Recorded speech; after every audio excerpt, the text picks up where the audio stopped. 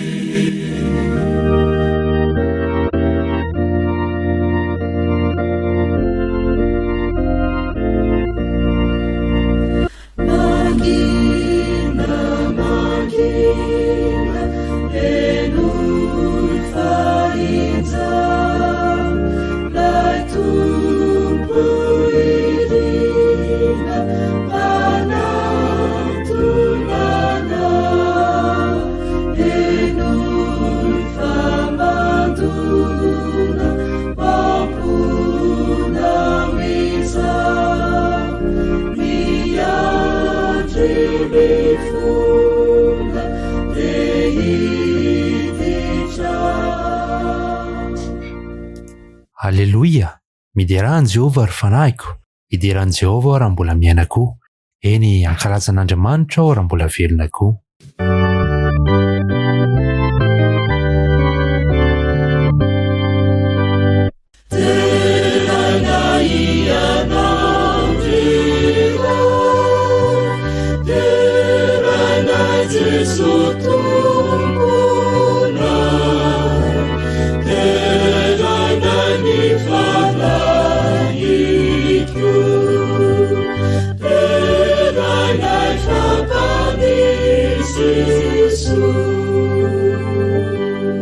Vavakatsika ry rainay masina tsara indrindro, tianay ny ankasitraka feno anandratra ny voninahitra ao, satria Andriamanitra lehibe ianao ary Andriamanitra mitahiry anay ao anatin'ny aina sy ny fofinaina. Izany Andriamanitra izany no antsonay mba hanatrika ny fotoana rehetra izay atao naiza amin'izao sabata masina izao, indrindra eto amin'ny onjam-peo ho an'ireo izay tena tsy afaka mihitsy makany am-piangonana, na noho ny antony dia tsy maintsy miaino, dia manantena ny fanatrehanao izahay. Na dia ray fotsiny aza Jesosy, dia hikasika an'izany olo izany ianao, ampahery ary hanova fiainana. Amin'ny anaranao Kristy, amen.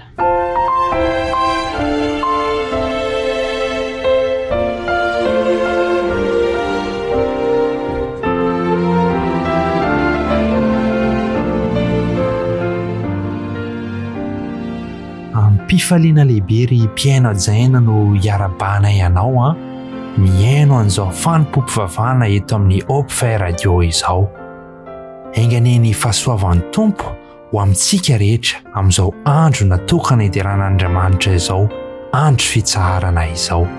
Ka ho an'Andriamanitra ireranany voninahitra ny amin'ny fiderana, ny amin'ny fisaorana, ny amin'ny ataka rehetra izay ho ataontsika eto. Ka dia mirary tokoa izay mba ho fitahiana ho anao aneny fandrenesana ny hafatra sy ny teny rehetra izay avy amin'Andriamanitra oranesintsika amin'ity anio ity. Ka anomboantsika ny fotoana ary dia andeha isika hiaraka iredona mafy ny hira fa 700 Jesosy indreto izahay mpanomponao.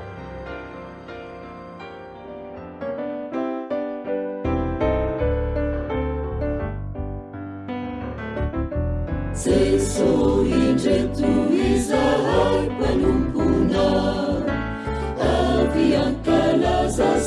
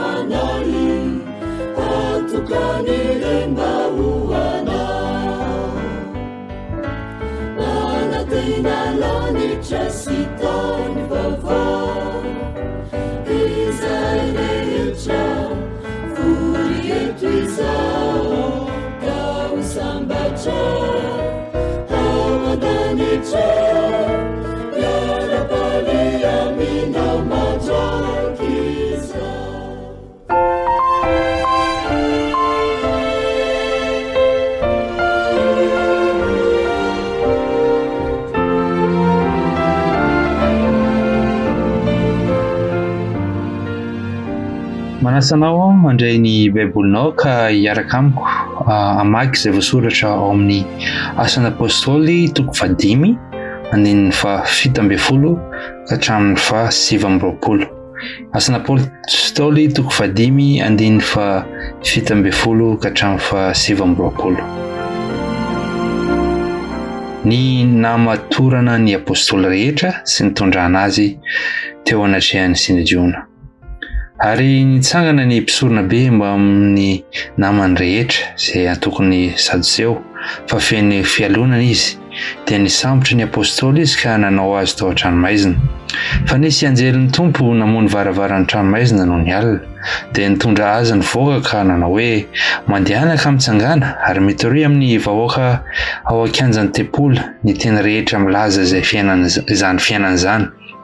Ary rehefa nandray izany izy dia niditra maraina koa teo akanjan'ny tempoly ka nampianatra. Ary rehefa tonga mpisorona be sy ny namany dia nampiangona ny sinajona sy ny olona rehetra tamin'ny zanak'Israely izy ka naniraka nakao amin'ny trano maizina akany apôstôly. Fa noho ny tonga ny mpiandro raharaha dia tsy nahita azy tao an-tranomaizina, dia niverina izy ka nilaza hoe ny tranomaizina dia hitanay mihidy tsara ary ny mpiambina mitsangana am-baravarana, kanefa noho ny voahainay dia tsy nahita olona tao izahay. Ary ny lehiben'ny mpiambina ny tempoly sy ny lohan'ny mpisorona rehefa nandray izany teny izany dia ny roana ny amin'izay ho faran'izany. Dia nisy tonga ka nilaza tany hoe ireny lehilahy izay nataonareo teo an-tranomaizina ireny dia indreo izy mitsangana eo akanjan'ny tempoly ka mampianatra ny olona. Fa dia lasa ny lehiben'ny mpiambina sy ny mpiandro raharaha ka nitondra azy, nefa tsy nanao mahery satria natahotra ny vahoaka izy fandrao ho torahany vato. Ary rehefa nentiny dia napetrany teo anatrehan'ny sinajona ireo, ary mpisorona be nanontany azy ka nanao hoe efa norarahanay mafy dia mafy ianareo tsy hampianatra amin'izany anarana izany, kianjo indro efa nofenoanareo ny fampianaranareo Jerosalema, fampianaranareo Jerosalema ka tianareo ankinina aminay ny ran'izany lehilahy izany. Fa Petera sy ny apôstôlina malaka nanao hoe Andriamanitra ny tokony ekena mihoatra noho ny olona. Ho tahina izany teny izany hampahery antsika amin'ity anio ity. Amen.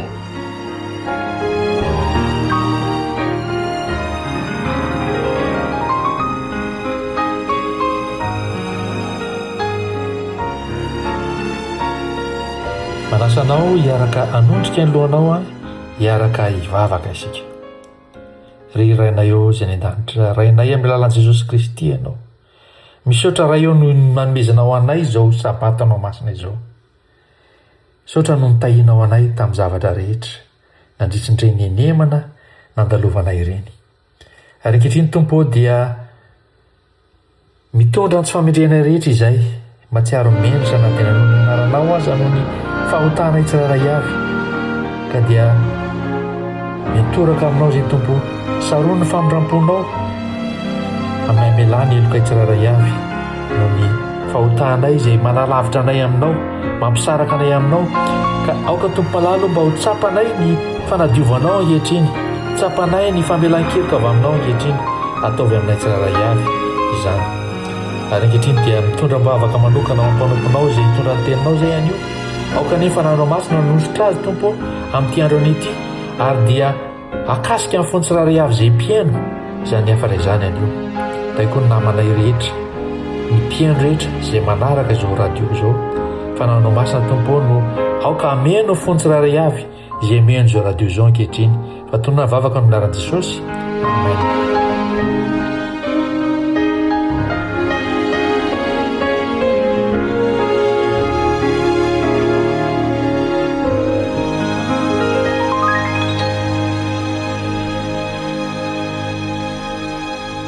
Mialohan'ny andrenesantsika ny afatra avy amin'ny mpanompony dia manasanao izahay hanaraka nyity hira izay hoentiny ity tarika iray ity.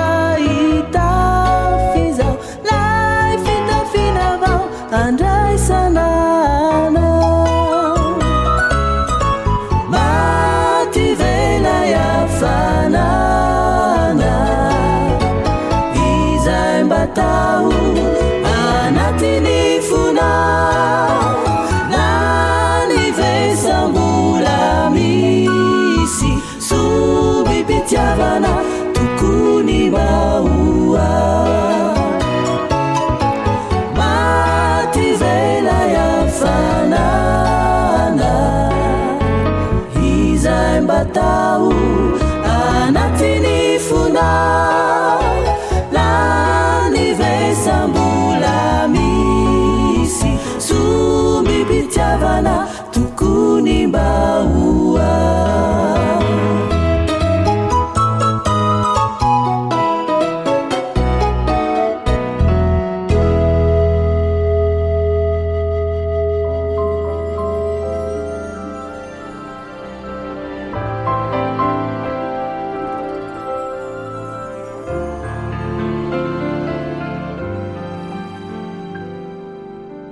Mafaly amandrakariva ny mitafa amin'ny alalan'ny onjapeo amintsika mianakavy manerana ny vonin-tany zay afaka mikirakira ny radio web zany ary indrindra izao radio malagasy any anatin'ireny tambajotra maro samihafa ireny ka de manasanao mba akafy foana ary zara iresaka amin'ireo namana sy tapaka nohony amin'ireo hira ny afatra zava-mahasoa indrindra ny toroteny ary indrindra ny Fanompoam-pivavahana sala am'izao ka de manonona ny fiadanany tompo sy ny fahasoavana amintsika tompoko ary misaotra anareo hatrany manaraka miaino ary indrindra ihany koa zany na de tsy ao anatin'izao fotoana izao azy de azonao arahana sy téléchargena sy enona foana izao afatra izao satria efa mipetraka any amin'ireny tranokala ireny ka de andeha isika andray ny tenin'Andriamanitra ary hamaky izay voalaza eto amin'ny asan'ny apôstôly toko 5 teny andininy 7:70 ka hatramin'ny 7:20 tiako mamaky izy hatramin'ny voalohany ka hatramin'ny farany hatramin'ny io andininy farany io zany mba azahoantsika tsara le contexte mizara efatra moa ty bokin'ny asan'ny apôstôly toko 5 ty zany ary izao ny tapany 7 mba tsy andingana mihitsy isika nireo zavatra tsara sy lesonaram-panahy ao anatin'izany de izao nivaky ny tena amin'ny anaran'i Jesosy ny namatorana ny apôstôly rehetra sy ny nitondrana azy teo anatrehan'ny Sineodrina ary nitsangana ny mpisorona be mba amin'ny namany rehetra izay antokony Sadoseo fa feno fialonana izy de nisambotra ny apôstôly izy ka nanao azy tao an-tranomaizina fa nisy anjelin'ny tompo izy namoa ny varavaran'ny tranomaizina no ny alina de nitondra azy nivoaka ka nanao hoe mandehanaka mitsangana ary mitoria amin'ny vahoaka eo kianjan'ny tempoly ny teny rehetra milaza zany fiainana zany ary rehefa nandray izany izy de niditra maraina koa teo kianjan'ny tempoly ka nampianatra ary rehefa tonga mpisorona be sy ny namany dia nampiangona ny Sinedriona sy ny loolona rehetra mpamy zanak'Israely izy ka naniraka nakao amin'ny tranomaizina aka ny apôstôly fa no tonga ny mpiandry raharaha dia tsy nahita azy tao an-tranomaizina de niverina izy ka nilaza hoe ny tranomaizina de hitanay mihidy tsara ary ny mpiambina mitsangana eo ambaravarana kanefa no nivoanay dia tsy nahita olona tao zahay ary lehibe ny mpiambina ny tempoly sy ny lohan'ny mpisorona rehetra nandray izany teny izany de niroana ny amin'izay ho farany zany dia nisy tonga ka nilaza taminy hoe ireny lehilahy reny zay nataonareo tao an-tranomaizina ireny de indreo izy mitsangana eo ankianjan'ny tempoly ka mampianatra ny olona de lasa lehibe mpiambina sy ny mpiandry raharaha ka nitondra azy nefa tsy nananao mahery satria natahotra ny vahoaka izy fa ndrao hotorahany vato ary rehefa nentiny de napetrany teo anatrehan'ny Sinedriona ireo ary ny mpisorona be nanontany azy ka nanao hoe efa nirandranay mafy de mafy ianareo tsy ampianatra amin'izany anarany zany kanjo indro efa nofenonareo fampianaranareo Jerosalema ka tianareo ankinina aminay ny rany zany lehilahy zany fa Petera sy ny apôstôly namalaka nanao hoe Andriamanitra ny tokony ho ekena mihoatra noho ny olona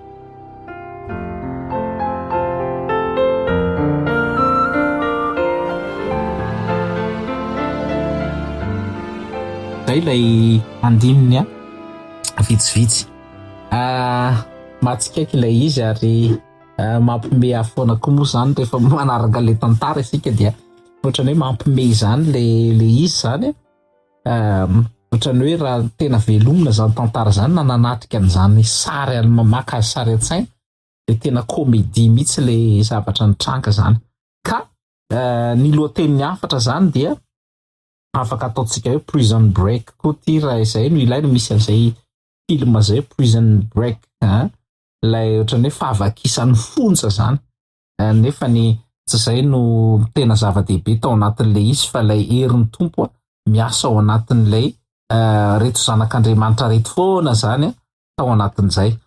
Dia nivaky teny fototra moa no tena angalantsika an'ilay izy hoe mila manaiky an'Andriamanitra mihoatra noho ny olona isika. Teneny mihitsy ny olona akaikinao raha miaraka amin'ny groupin'olona ianao teneny ny tenanao androany raha ianao rery mihaino an'izao hoe manaiky an'Andriamanitra mihoatra noho ny olona. Zay zany ny tena zava-dehibe. Eo amin'ny 1920 io zany no vaky teny fototra tiana iaingana hoe manaiky an'Andriamanitra mihoatra noho ny olona, Andriamanitra ny tokony ekena mihoatra noho ny olombelona. Dia hitantsika eto fa ny tombo be zany le fiangonana miparitaka be mihitsy ny afatra vao mitory teny dia fahagagana sy famantarana vetsy averoa tena hoe feno ary dia tsy hita zay anakanana an'ilay izy rehefa feno herika moa zany ny zavatra anankiray dia tsy hita zay anakanana an'ilay izy fa dia tena miparitaka ary manoatra no reny hoe Covid reny mihitsy aza tena hoe io tsika rehetra mbola resultat zany fitorina filazantsara tamin'izany hoe tena miparika manerana zao tontolo zao ny afatra ary dia manaiky an' Jesosy ho tompo famonjy ny tena manokana daholo ny olombelona rehetra izay misoratra ho kristianina. Fa ny tena olana zany dia zao misy foana zany hoe misedra fanoherana foana. Ny lesona voalohany zany dia hoe rehefa miasa Andriamanitra, rehefa manao zavatra Andriamanitra, rehefa mampiasa anao Andriamanitra, mampiasa petera Andriamanitra ary mampiasa petera zay avy nalemy, petera zay avy nanao fahadisoana goavana, petera zay avy nanao ny famadihana an' Jesosy. Zany ny olona ampiasain'Andriamanitra ry havana. Dia maninona ny olona sasan'ilay manodidina ary indrindra ny tena olana dia lay atao hoe misy moa zany le hoe le leader religieux zany lay antsointsika amin'ny teny anglisy moa izy dia hoe ireo religious leaders zany reo tena zany hoe ao anatiny ihany le tena ao anaty fiangonana sy le milaza azo tena izy mihitsy le be fialonana ary dia ny alina zay mihitsy ny voalaza eo hoe velom-pialonana ozy izy fa feno fialonana, feno fialonana satria tsy nahazo olona, satria tsy mahay nohitsy, satria tsy nisy fahagagana, tsy nisy zahatra lehibe nataon'ireo fa dia miasa am-piangonana fotsiny dia manao fanatitra dia zay no heveriny fa hoe zava-dehibe. Tsy misy asa fampahoriana mahantra ny tena be dehibe ary zany anisan'ny zavatra tena hita teny amin'ny fiainan'ny vahoaka teny mihitsy ka nahatongavan'i Jesosy hoe tahaka ny ondry tsisy mpiary zareo honenan'ny vahoaka Jesosy. Ka dia zay mihitsy ny zavatra nitranga eto. Dia vokatry ilay asa mandroso fanahy be lehibe tonga sy manaiky an' Jesosy velom-pialonana. Tadidio ry havana. Manomboka izao rehefa misy herin'Andriamanitra ao anatinao, rehefa mahomby ianao, rehefa hanao zavatra aminao Andriamanitra dia tsy faly daholo ny olona ary indraindray mpitarika, indraindray ny olona zay ao anatin'ny fiangonana, mety ny pastora namanao, mety ny administrateur, mety ny loholona, mety ny filohan'ny diakona, mety ny filohan'ny korana. Tsy hay intsony zany zay antite misy ianao. Mety ny raha ny toeram-piasana dia mibosinao mihitsy, mety ny patron mihitsy, mety ny vazahanao mihitsy, tsy haiko izay fiantsoanao azy, ny debanao mihitsy. Reny mety tsy faly, ny mpiara-miasa aminao mety tsy faly. Rehefa feno ny fanahy sy feno ny herin'Andriamanitra ny olona anankiray, manetsika fialonana any amin'ny hafa, manetsika fanenjehana. Amiko zany rehefa manomboka betsaka ny mpanenjika, betsaka ny olona izay mialina dia ao anatin'ny lalana tena izy ianao zany ho amin'ny fahombiazana. Ka dia aza gaga fa matoa misy zany rehetra zany dia lalan'ny fahombiazana ilay izoranao, lalan'ny fifoazana, indrindra eo amin'ny tontolo ara-panahy. Fa tsy hoe olona tsy manao inona koa akory ianao fa ianao aza le raha sy toetra dia miafinao ambadika ny tenin'Andriamanitra fotsiny mba ilazana fa hoe tena enjehana mihitsy mety ny zavatra tsy mety natao sy ny sisa. Fa eto dia tena hoe noho ny amin'ny zava-panahy sy ny fahombiazana zany. Dia izao aoka isika zany hanampo mandrakariva ny mety ho fanoherana maro samihafa rehefa mitory ny tenin'Andriamanitra na miezaka amin'ny zava-panahy na fianakaviana aza mety mangala. Ary tsy ny olona rehetra no célébrer anao sy ankafy ny zavatra ataonao, sy ho faly amin'ny zavatra ataonao. Tsy ny olona rehetra. tadidio foana zany zay fa ny fitombona ara-panahy dia manetsika fankahalana ho ary manetsika fialonana eo amin'ny afaka dia azagagany amin'izany fa ampoizo ny zavatra toy izany.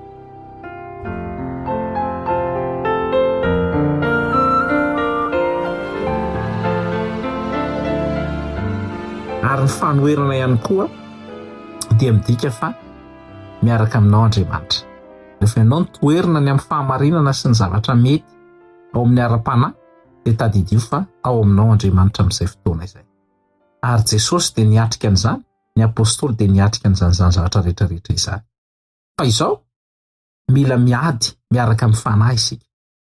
Andriamanitra sy ny lanitra manontolo dia mampiasa antsika amin'ny lafiny rehetra kaza manany amin'izany. Ny teboka faharoa dia ity, afaka manokatra varavarana Andriamanitra, tiako be zany. Raha teo aloha zany dia hoe misy ny fanoherana, misy ny fialonana, manapoizana zany. Ny faharoa dia zao, manokatra varavarana Andriamanitra. Ary eto dia voalazany mazava mihitsy fa nisy anjelin'ny tompo izy maniraka anjely anankiray fotsiny Andriamanitra manokatra ny varavarana.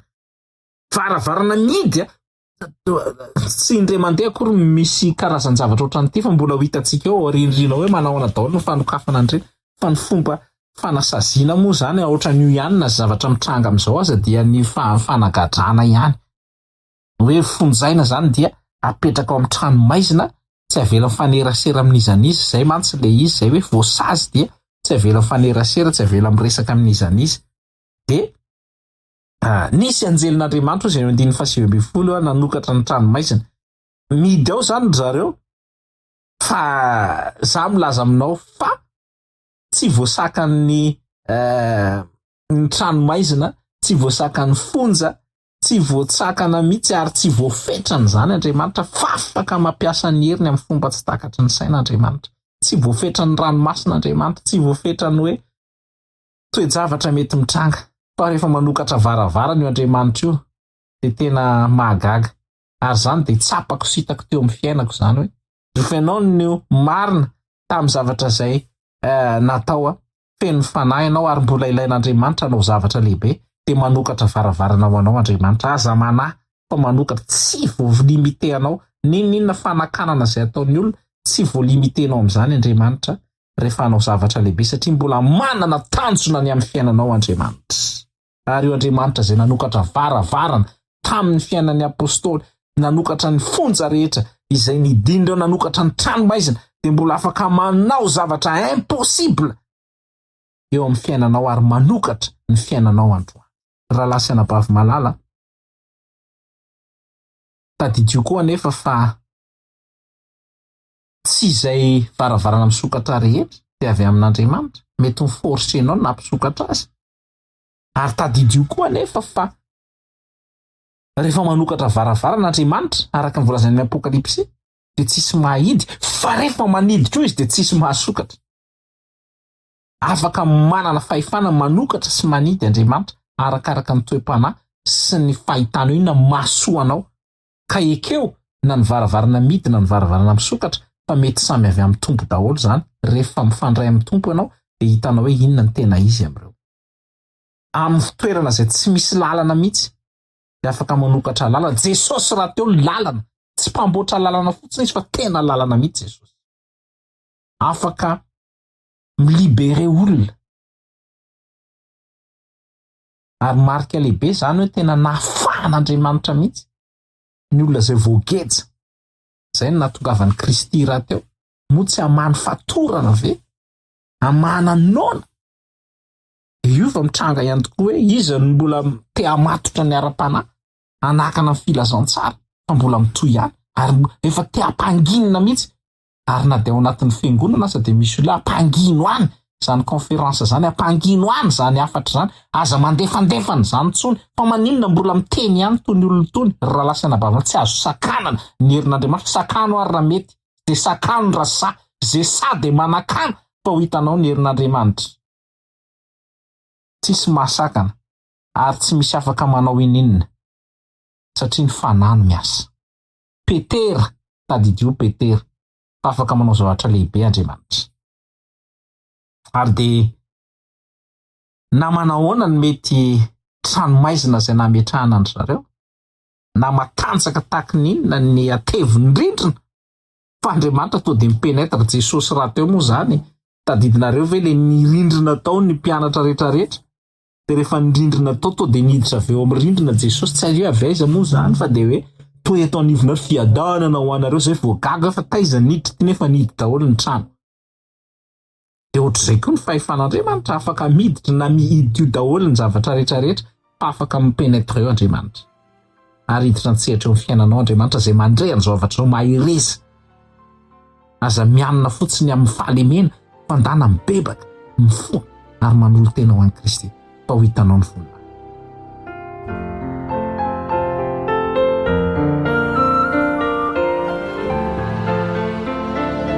Tsy niova ny zavatra fahatelo ao anatin'io ihany koa dia hoe rehefa teo amin'ilay izy teo zany dia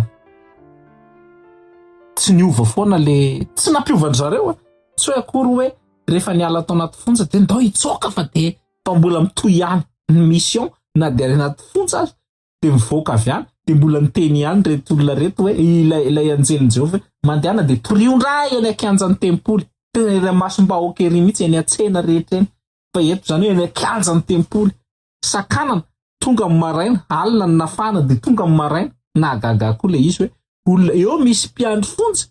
Zay le telentsika teo misy mpiandry fonja dia mijoro am-baravarana, tsy mahalala akory ve reto mpiandry fonja reto efa tsy atotsona anie le olona, fa dia hoe mijoro am-baravarana mpiandry fonja, sokafana tsy misy inona.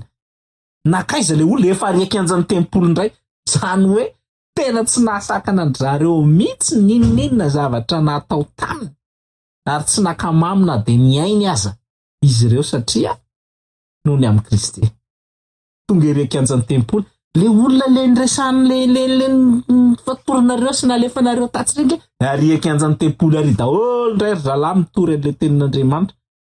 Teo vao mivaky loha daholo ndraitra ahoanany amin'izany, satria raha vao mitrangy zany zavatra zany dia tena hiparika be manerana ny Jerosalema, feno fampianareo Jerosalema ozy izy, ary dia hisy akony lehibe zany fifanoherana eo amin'ny governemanta sy ny ampira romanina rehetrarehetra. Ahoana ihany reto olona reto, to miova to hanohitra sa inona, ary hoe tena ho akinonareo holoza ny hafarano, satria hoe ary to mbola misy fahefana mipiritsaka ihany avy any ny amin'reto, satria any amin'ilay resaka ara-politika zany nampatahotra an'ireto inona ny hafarano zao zavatra zao ohatra ka mitohy ihany zany lehilahy zany, fa dia ahita faisana daholo mpitondra fivavahana le vononareo iny ary, fa dia tsarainy vahoaka nareo zao, fa io fa tena mbola tena matanjaka be arakaraka ny namonoana Jesosy vao maika miparika be ny aty ny afatra. Ka zay zany le hoe tsy mahasakana ny herin'Andriamanitra zany, ary dia tsy niova koa ny mission avy taty tonga dia ny akanjan'ny tempoly, dia ohatr'izay tsy miova ny mission rehefa malala, ary nanova ny fiainan'ny olona na tonga famonjena lehibe. Tsy niafina ry zareo hoe avy niala avy anatin'ny fonja dia ohatran'ny olona le mitsoaka amin'ny fonja reny zany, nisy fonja vaky dia miafina be any ananiny, tsia vao maika lasa nandena keny akanjan'ny tempoly dia mitory teny ray hoe ary tsy mety fay mihitsy reto olona reto sa ahoana e? Tsy niteny Andriamanitra hoe ndana arovo ny tenareo dia mefena misitry velona, tsia ngandana dia mitenena ihany. Zay mahatonga antsika tsy mangina mihitsy, fa raha mbola misy koa ny occasion, mbola misy ny opportunité ahafahana miteny sy mitory teny, ahafahana mitondra ny havatra dia tsy maintsy, satria zany nanirahana antsika tsirairay avy. Tsy programa am-piangonana fitoriana ny filazantsara, ministère personnel, tsy programa am-piangonana ny fitoriana eny amin'ny toerana rehetra eny, fa avy amin'ny mandat divin. Dia manao an'izany ny mpanompon'Andriamanitra rehetrarehetra. Raha lasa anabavy malama, torio ny famonjena, ndana mitory fibebahana, mitory fanantenana, mitory an'i Jesosy Kristy, aoka kristocentrique. Hitantsika moa zany amin'ny hery ny toriteny fa tonga dia kristocentrique be mihitsy. Dia ampianatra mitory teny isika amin'ny fandarana manaraka, amin'ny toriteny manaraka zany, hoe manahoana tsara ny toriteny natao. Mila dia mila ny fahamarinana zao tontolo zao, tsy mahazo afenina mila an'izany, tsy mila fialam-boly, fanaovana fahagagana, rahalia vetsy averoa fanaovana fahagagana, tsia fa mila fahamarinana manova ny marina. manafaka ny marina. Ary dia tsy miala mihitsy izay asa izay nampanaoviny Kristy.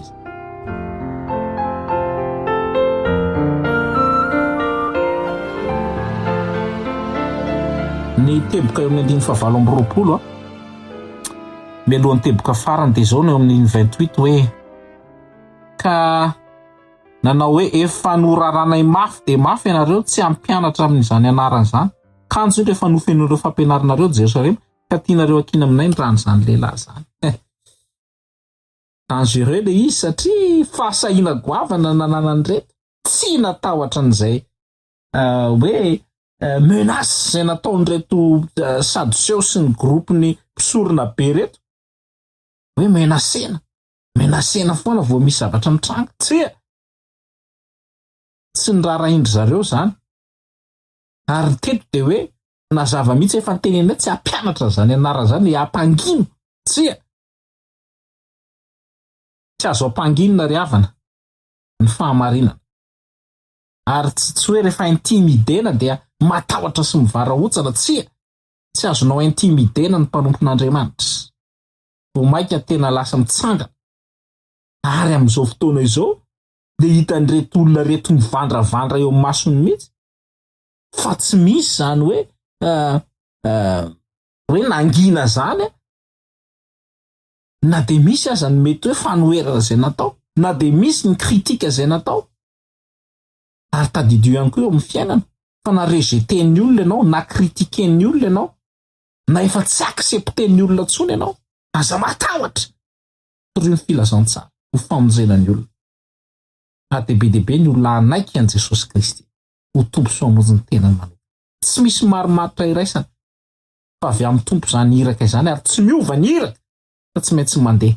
Izay no mahatonga an'izao hoe na amin'ny fomba rehetra, na amin'ny Facebook, na amin'ny Twitter, na amin'ny TikTok, na amin'ny Instagram, na amin'ny inona daholo ny karazana tambajotra izay ampiasaina, ary indrindra amin'ireo site web maro samihafa. Izany no mahatonga an'izao olona manolo tena izao mba mandefa any amin'ny radio, mamorona mihitsy lany mondro kely, mamorona hoe ahoana ny anam-pahariana ny hafatra.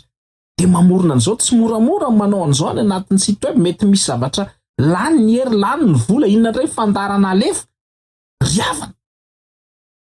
Satria efa ao anaty Kristy, efa tena velona ao anatinao Jesosy, velona ilay hery izay manetsika dia tsy afaka mangina, na dia efa tsy mahita tory aza. Mifanaovana ny montage ny tonjahatra rehetra mbola tsy mampatory, fa dia fanoloran-tena sy fitiavana ary izay le fahatsapana hoe ty asan'Andriamanitra ty, ary tsy maintsy manao an'izany. Tsy sefitra na ozy ny olona sy ny fianakaviana sy ny namany fa ianao ve tsy misy atao? Nareo ve adala inona ty mivanavana ty nga dia efa tena tsisy. Mba mihina raha mipetraka amin'izay, efa ty dia mipetra tsara. Mbola inona ihany ty mitoroteny, mbola hanao konferansa, mbola tsy mampangina izany rehetrarehetra izany satria asan'Andriamanitra.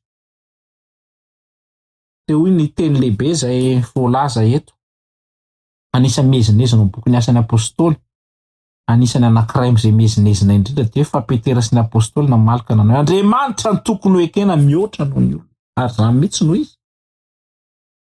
Io mihitsy ny tena centre n'ity toko 15 ity. Enina dia ny akamaroany ao anatin'ny Baiboly iray manontolo aza dia ohatra hoe micentre amin'io, na amin'ny mikasika ny sABATA zany, na mikasika ny zava-padiny zany, na mikasika ny ireo lalàn'Andriamanitra izany, na mikasika Andriamanitra tokony ho ekena mihoatra noho ny olona. Ny voalaza ny soratra masina ny tokony ho ekena. Fahasahiana goavana no miteny an'izany hoe mbola misy autorité ambony no izay mety autorité rehetrarehetra eto dia ilay Andriamanitra velona ao tapony loha. Mbola mihoatra ny manam-pahefana rehetra. Tsy natahotra mihitsy ny apôstôly fa niteny mivantana sy mahitsiny amin'izany. Tsy ny olombelona mihitsy, tsy ny autorité humain mihitsy no afaka hanao zavatra eto, fa ilay fahefana avy any an-danitra. Tsy ny olombelona mihitsy izany. Ary eto dia nanaja tsara mihitsy ny apôstôly Paoly ireo mpitarika ireo Hatramin'izay manaja hoe amin'ny maha-olon-dehibe sy olona amin'ny fiarahamonina fa rehefa amin'ny resaka momba ny hoe iza no tokony ho ekena dia tsy afaka mandefitra mihitsy fa ny zava-panasy ny Andriamanitra aloha ary tokony ho zany mihitsy ny zanak'Andriamanitra rehetra eny amin'ny fiarahamonina eny. Andriamanitra no tokony ho ekena amin'ny zavatra rehetrarehetra.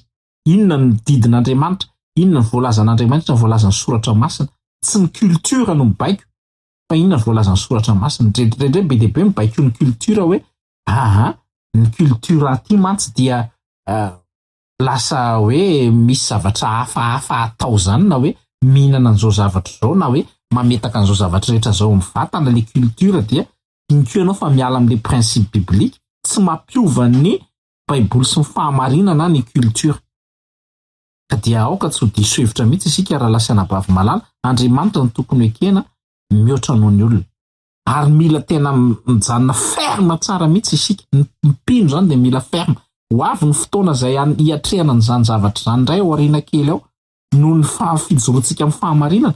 Fa rehefa mitranga izany zavatra zany, rehefa ataken'ny olona ny fahamarinana, rehefa imezan'ny olona sy ataon'ny olona tsinitsinina ny fahasoavan'Andriamanitra sy ny fanamarinana izay ataon'Andriamanitra, rehefa ilay finoana velona no ampanginina, dia mila mitsangana isika manao hoe Andriamanitra ny tokony ho ekena mihoatra noho ny olona. Ary izay no tena tokony fatokiana ambony indrindra nanan'ny zanak'Andriamanitra tsirairay avy ary tsy mandefitra, tsy manao marimaritra iraisana satria Andriamanitra tokony ho ekena. Tsy azo sakanana ary havana ny filazantsara satria velona ny filazantsara Jesosy Kristy zany. Ary na manao ahoana fanenjehana, manao ahoana fampanginana dia tsy maintsy mitombo ary tsy maintsy misandratra Jesosy Kristy amin'ny zavatra rehetra izay. Movenao mbola anaty marimaritra iraisana, movenao mbola matahotra an'iren'ilay atao emprisonnement, mety matahotra kritika ve ianao, matahotra ampanginana ve ianao, ary ataken'ny olona ve ianao.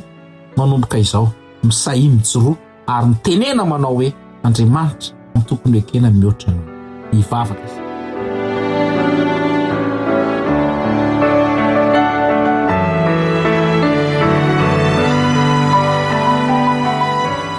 Ry fanahy masina mahery, misaotra amin'izany. Anaiky ny fahefanao aneny ny olona rehetra. Ary izahay izay mpanompo sy mpiasanao dia mba anaiky ny fahefana, fahefany lanitra ny tokoe. Da iny mpiaino rehetra mba tsy atahotra fanakianana, fampangina.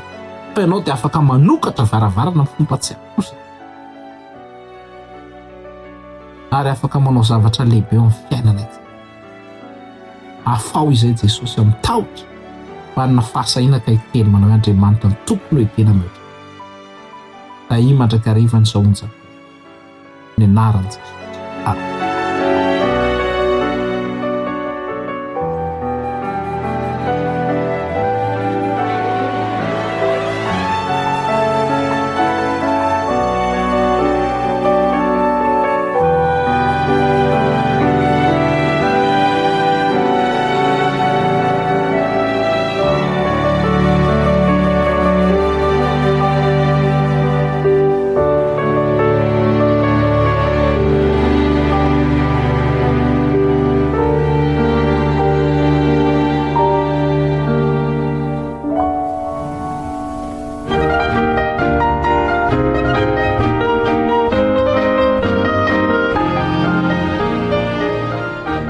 Misaotra an'Andriamanitra lehibe indray isika satria mbola afaka nandria ny teniny manokana izay noentiny mpanompony teo iny.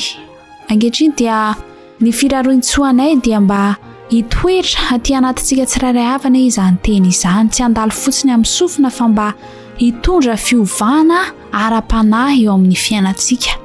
Ary ny fanirianay moa zany eto amin'ny Hopefy Radio dia ny anandratra fanantenana amin'ny fiainantsika tsirairay avy ireo. Ankehitriny dia mifarana sahady ny fandaharana Fanompoam-pivavahana amin'ity androandroany ity, fa manome fotoananao indray izahay amin'ny herina nytoy izao eto amin'ny Hopefy Radio dia manome velomanao indray mandra-piona amin'ny manaraka indray.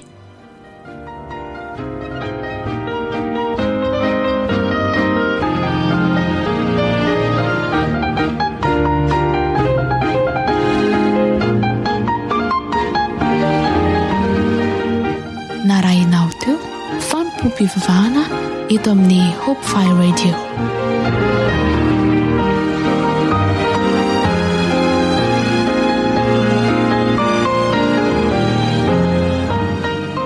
Ho sabata feno fitahinana, ho sabata feno fahasambarana, ho sabata feno fifalinana ity tontolo androntsika anio ity.